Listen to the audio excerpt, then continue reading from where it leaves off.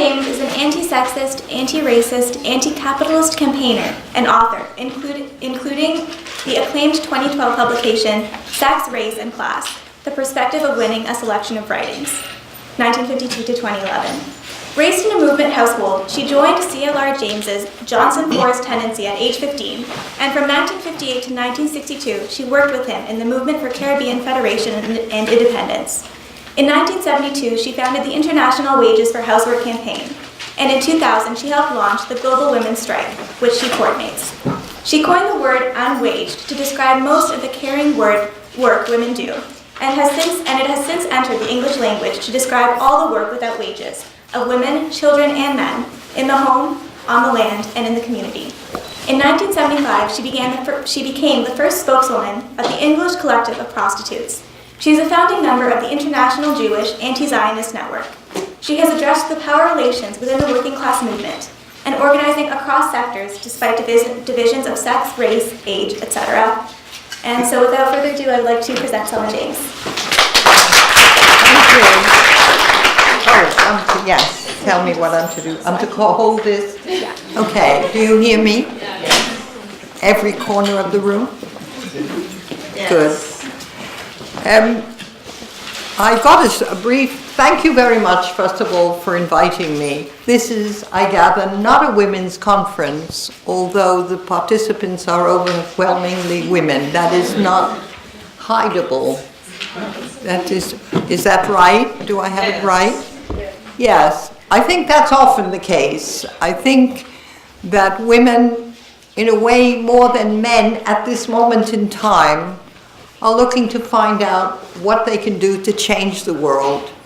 It varies greatly from woman to woman how much they want to change and what they want to change, but people feel that things are terribly wrong, and also they have a problem finding out how to begin because there are so many things to change. We started in 1972, or at least I did, and many people who are working in the Global Women's Strike at this time date from not long after 1972. They've stuck with it, and little by little, despite a lot of opposition, we have built the rudiments of an international network of women and of men. The men's network is called Payday, and they work very closely with the strike. The way we have found to work together tells you, if you're interested, what we stand for, because we are made up of autonomous organizations of women. There's women of color in the Global Women's Strike, and that is an international network. So women in Peru are part of that network, women in London, women in the US, and I hope not too long from now that there will be women in Canada who will want to be part of that network as well. Women in India are part of that network, women in Haiti and in Venezuela. Pardon? Africa.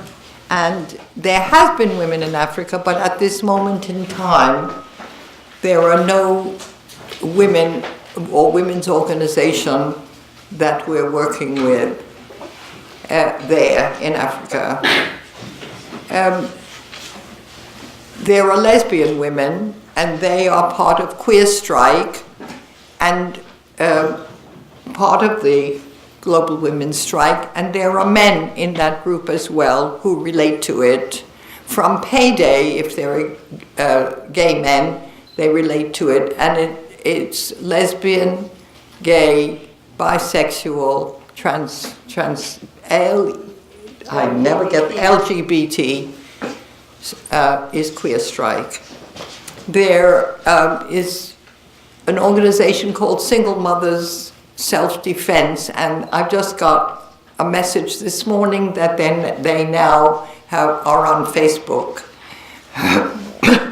There's an organization of women with disabilities, which is also an international network. There are women in Philadelphia who are part of the network with women in London. And men with disabilities relate to it. That's the kind of what the English Collective of Prostitutes relates to us pros and relates to women in Guyana. Oh, the Guyanese women obviously are part of women of color in the Global Women's Strike. So that's how we've organized. And the reason that we've organized that way is because we found in the 60s and the 70s and the 80s that there was really a competition between movements of which was crucial. Am I more important because I'm black? Am I more important because I'm a woman? Am I more important because I'm a black woman who is also lesbian? You can't beat me. I'm more exploited than anybody. I need more attention, power, etc. It doesn't work that way. All you get is a guilt trip on others and a competition, which is exactly what we're organizing against. We're organizing against capitalist competition. We have enough competition in a university to choke a horse. You are constantly against each other, who has the highest grades, who therefore will get the better job, who has the better prospects, etc. So what we do is the autonomous organizations, first of all, determine the direction of the whole organization. That is, each of the autonomous organizations inform all the other organizations and what they do, and most important of all, how they do it. Okay? And that is our perspective. That is our political perspective for dealing with capitalism. That is our political perspective for dealing with the movement for justice. That is the point of view and the method, indication of the method that we use to organize with other people in all kinds of struggles. Now, I'll give you some idea of those struggles. Sometimes the word struggle upsets people. You can say fight, you can say campaign. It depends on how you look at things. For example, at our center in London, we left a picture in the car. Who? Pardon? I said, oh. Yes. I brought a picture of the center so you could see it. We can do that. It's not a very long walk. We can do that at the end if you'd like to see it. I feel it's quite important. It took so many years to get a center that I bring it with me all the time and say, this is what we've accomplished. It's only a building, but only is a very big word. At the center, there is an organization called the All African Women's Group. And that perhaps is what Nicola from Guyana was referring to. They're women who've come to the UK because they want asylum. Most of them have been rape victims. Often they've been gang raped. They are running from repression and war, which is the product of the imperialism which has imposed itself again on all of the non-industrial countries, or almost all, and have joined with the elites of those countries who have pimped off the movement for change which the people in that country have formed, and who are ambitious for themselves. They move for their own self-interest rather than for the interests of their populations, as all governments do.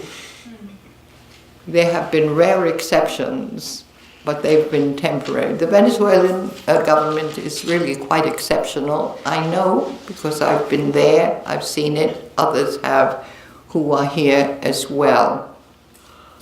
So they run because there's war, proxy wars, where China and the United States, for example, may be in competition for the resources in Congo, millions have been killed. Many millions more than the so-called Holocaust of Jewish people. And I mean, there's a fantasy that only Jewish people have suffered a Holocaust. There has been Holocaust after Holocaust. I saw Armenian women on the television this morning. There isn't a lot to see on television, but I saw Armenian women and I was reminded of the Turkish Holocaust against Armenians in the early part of the 20th century. So, I mean, the Rwanda we know a little bit more about, but we don't know much about the Congolese, what the Congolese have suffered, and how many millions of Congolese people have died. And they come to our center because we have a legal service, because we have Black Women's Rape Action Project, another organization at the center, because we have Women Against Rape, and because we have legal action for women, as I say, because they want help in getting the right to stay. The British government is racist up to their eye teeth, and if you're rich, you're welcome. Doesn't matter what race you are. We don't ask questions. Bring the money. And if you don't have anything, then they are very anxious to be racist because it's an important part of the way they blame immigrants for all the deprivation that they are imposing. Okay, that, I think you must know that. You must have some of that here in Canada. It's not the only country in the world that does that. The UK, many people do that. And those women come for help. And we say, we are ready and willing to help, but we're dependent on self-help. Are you ready to help yourself? They have a handbook on what to do about asylum, and if they can read English, they're given a copy and are asked to work with others. They meet once every 2 weeks, and those from the center help them in every way possible. But the women in the All African Women's group have got very tough. I don't often attend meetings. I have many things to do. I sometimes go there because I want to show solidarity with the group. And one meeting I went to about 6 or 7 weeks ago, a woman got up and said these and these were her problems, and could she get help? And the chair said, but you were asked to write this and this letter, and you didn't. Why didn't you?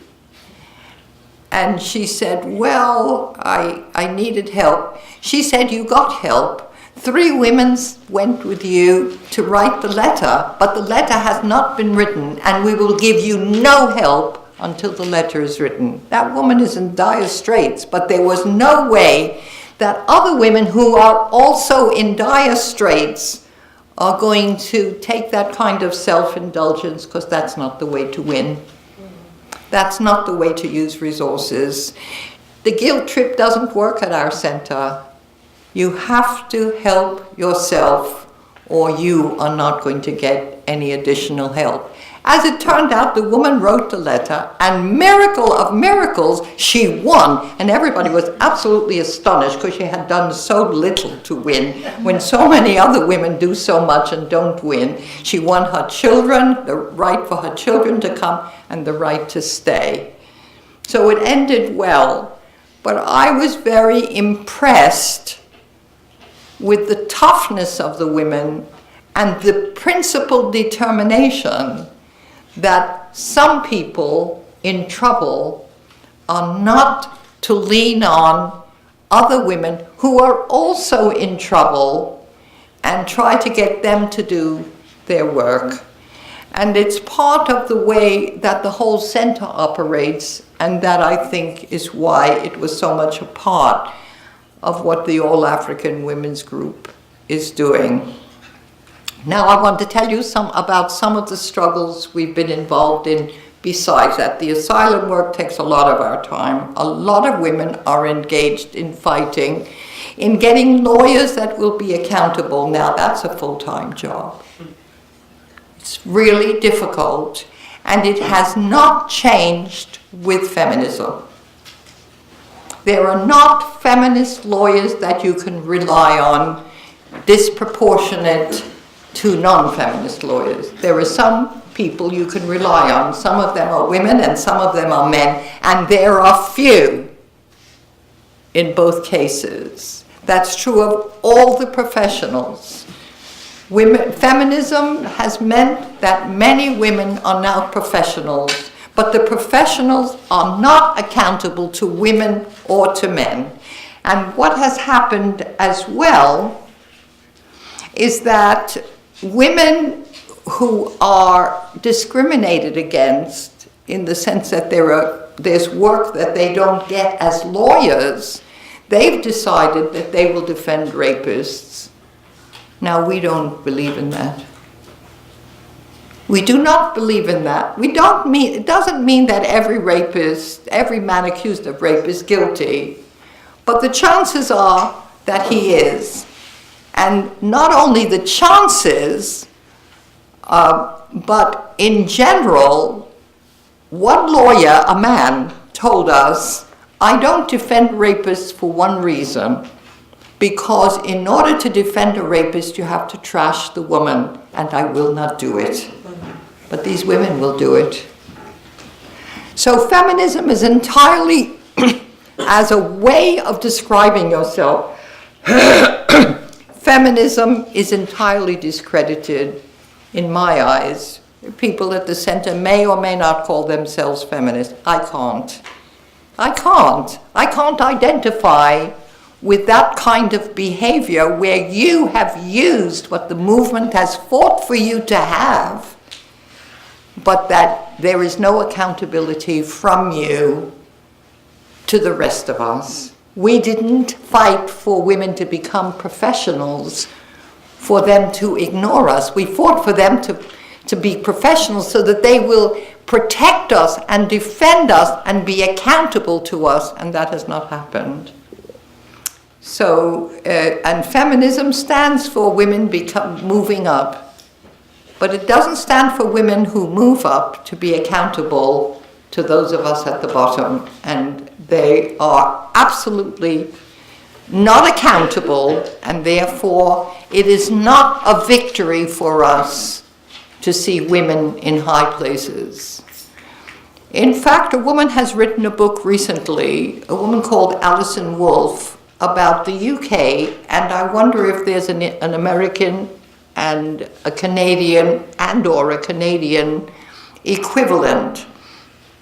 And she's an academic and has said that 13% of women now have joined the elite in one form or another, which means 87% of women have not. She said that they don't live a life like most women below the 87%. First of all, they're more likely to have pay equity, much more likely to have pay equity. Secondly, they're much less likely to have children. Thirdly, if they do have children, they have the money to hire other women to do the work of caring for their children, often immigrant women of other races. Not always, but often. So that they are not sensitive even to our needs because they don't have our needs. They have the need to move further up and to be in conflict or joining with men of their sectors. So that has not happened only with women. That has happened to people of color as well. I was very active in the black movement in the UK. I was very active in the independence movement in the Caribbean. And much the same is true about those who have risen to the top. They have not risen to the top to pull us up. They have risen to the top to cut any threads that bind us to them.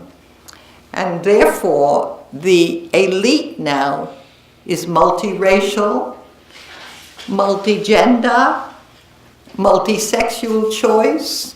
We have 2 or 3, I can't remember, women with disabilities in Parliament in Britain. Do you think they help people with disabilities? We know what to expect from politicians, even if they're in wheelchairs. It's really across the board that the struggle of classes is really now entered into all the sectors who in the 60s and 70s have organized independently to make their case as women, people of color, immigrants, etc. Okay, the lesbian and gay movement flourished. All of those sectors. And what we stand for as the 87% of women, and therefore of men, is not only the autonomy and the independent needs, but that we want to go up. We don't want to rise within, we want the whole thing to rise. Before I say that, I want to say that I have a particular relationship to Haiti for various reasons. And I was in Haiti for the first time when President Jean-Paul Aristide returned from 7 years of exile with his family. There was a coup in Haiti in 2004, and he was exiled. The coup was the United States. They had help with from Canada and France. Canada has been a very good friend of the American government. The Canadian government, I don't mean you.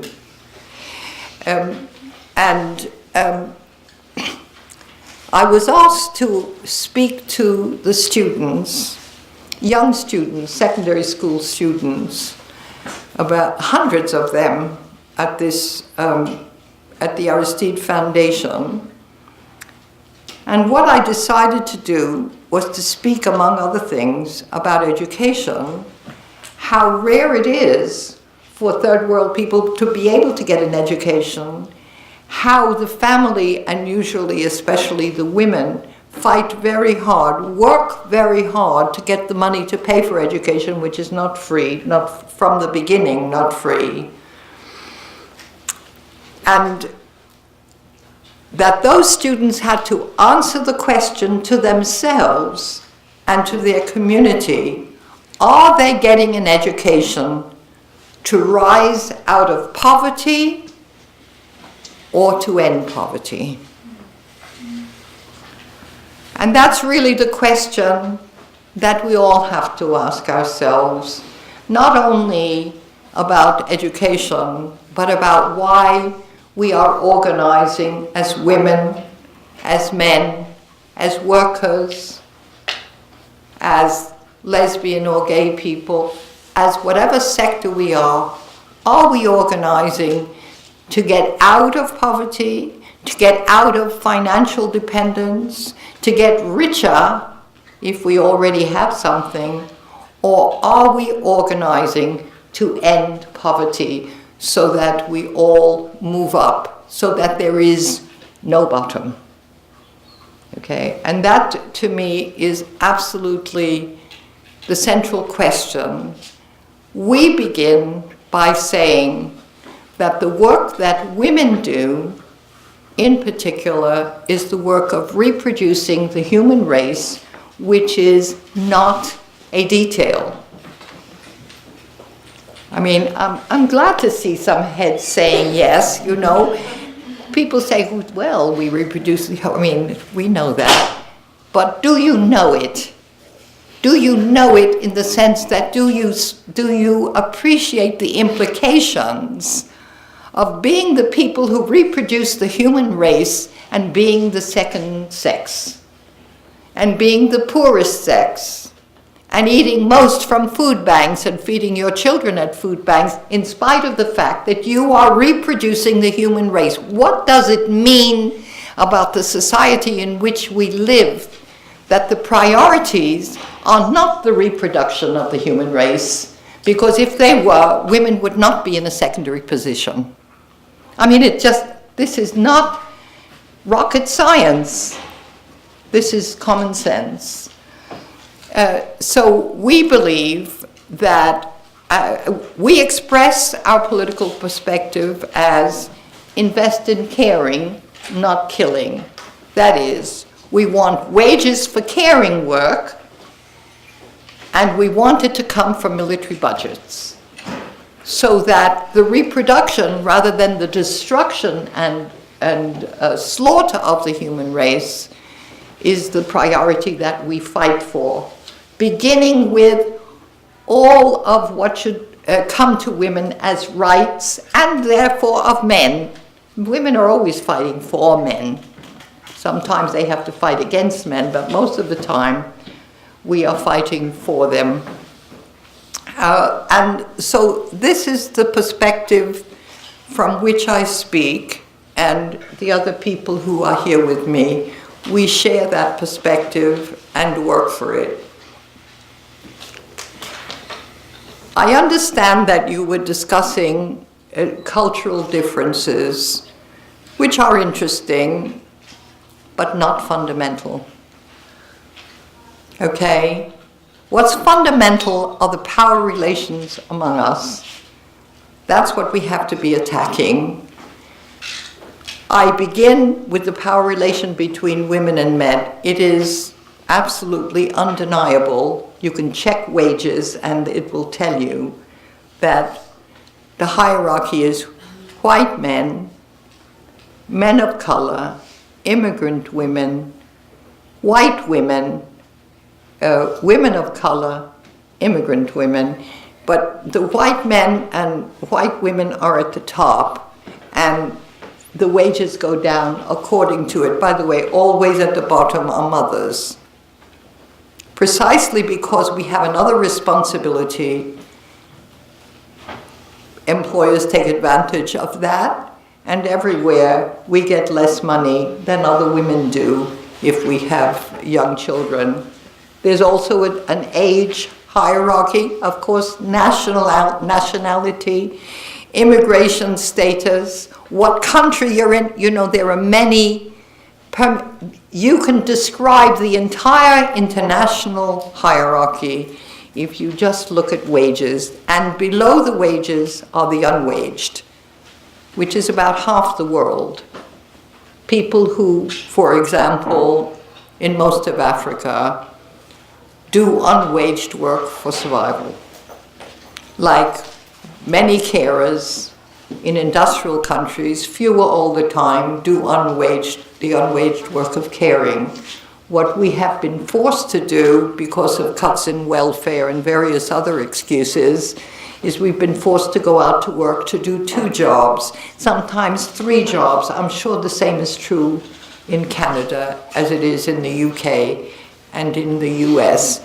That is the hierarchy that we face, which we want to undermine and ultimately destroy.